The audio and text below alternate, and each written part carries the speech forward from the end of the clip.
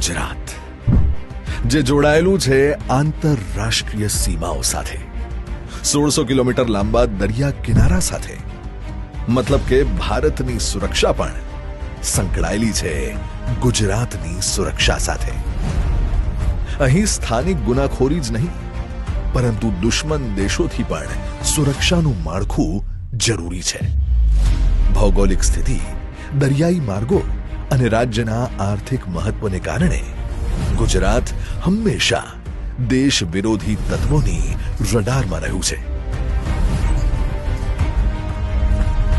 અને એટલે જ ગુજરાતનું એટીએસ સતત અને અવિરત આ બાબતે સતર્ક છે. ગુજરાત એટીએસને મોટી સફળતા હાથ લાગી છે. ગુજરાત એટીએસે આઈએસઆઈએસ આતંકવાદી મોડ્યુલ સામે મોટી કાર્યવાહી કરી. ગુજરાત એટીએસે વધુ એકવાર આ ડ્રગ્સની ફેક્ટરી છે.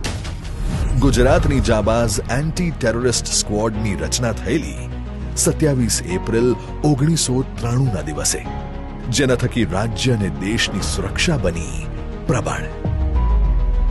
સમય આગળ ચાલ્યો, ગુજરાત અને ગુજરાતીઓ બંને આગળ વધતા ગયા અને ગુજરાતને મળ્યું એક નવું નેતૃત્વ અને નવી જ દિશા. હું નરેન્દ્ર દામોદરદાસ મોદી, ભારતના માનનીય વડાપ્રધાન તેમજ ગુજરાતના તત્કાલીન મુખ્યમંત્રીના નેતૃત્વમાં સુરક્ષાની આ પાંખ એટલે કે એન્ટી ટેરરિસ્ટ સ્ક્વોડ બન્યું વધુ મજબૂત. અને વર્ષ 2006માં સ્પેશિયલ ઓપરેશન ગ્રુપની રચના થતાં જ જવાનોનું જોમ અને નાગરિકોની સુરક્ષા બંને વધુ મજબૂત બન્યા. 68 જવાનોની સ્ક્વોડથી શરૂ થયેલા માળખું આજે 243ના સંખ્યાબળ સાથે રાજ્યની સુરક્ષા માટે અડગપણે કાર્યરત છે. એટલું જ નહીં, આ દળ પાસે મરીન ટાસ્ક ફોર્સ તેમજ ચેતક કમાન્ડો પણ અવિરત સુરક્ષા માટે કટિબદ્ધ છે.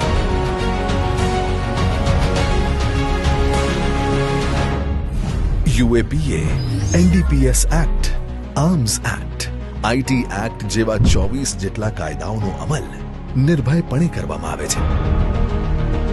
છેલ્લા 3 દાયકાની મા ભૂમની સુરક્ષાની આ યાત્રામાં એટીએસમાં સમય અને ડિજિટલ યુગ મુજબ અનેક ફેરફારો થતા ગયા. પરંપરાગત પદ્ધતિઓની સાથે જ ઇન્ટેલિજન્સ આધારિત સુરક્ષા પર ધ્યાન કેન્દ્રિત થયું, જેમાં નેટગ્રિડ, આઈસીજેએસ, નિદાન જેવા રાષ્ટ્રીય પ્લેટફોર્મ સાથે સંપૂર્ણ સંકલન રાખવામાં આવે છે. ઉપરાંત 12 સ્પેશિયલ મોનિટરિંગ ડેસ્ક દ્વારા 24/7 આતંકવાદ અને નાર્કોટિક્સ પર સતત નજર રાખવામાં આવે છે. વર્તમાન સમયમાં ગુજરાત એટીએસે ભારતભરની કેન્દ્રીય અને રાજ્ય એજન્સીઓ સાથે મળીને નાર્કોટિક્સના અનેક મોટા અને સંવેદનશીલ કેસો ઉકેલ્યા છે. નાર્કો ટેરર ફંડિંગની ચેઇન તૂટી, કાર્ગો તેમજ સમુદ્ર માર્ગે થતા સ્મગલિંગના પ્રયાસો નિષ્ફળ બનાવ્યા.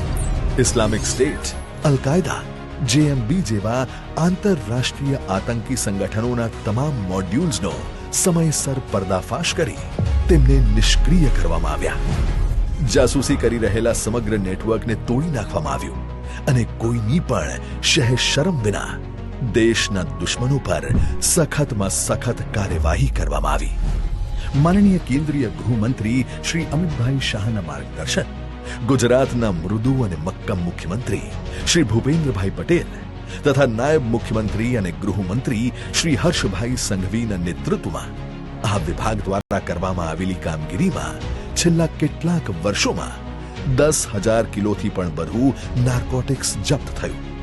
દેશ અને રાજ્યની સુરક્ષા માટે દિવસ રાત કાર્યરત આ વિભાગને હવે વધુ મજબૂત અને વધુ આધુનિક બનાવવાના હેતુથી આજે ગુજરાત સરકારના એન્ટી ટેરરિસ્ટ સ્ક્વોડના નવા ભવનનો શિલાન્યાસ થવા જઈ રહ્યો છે.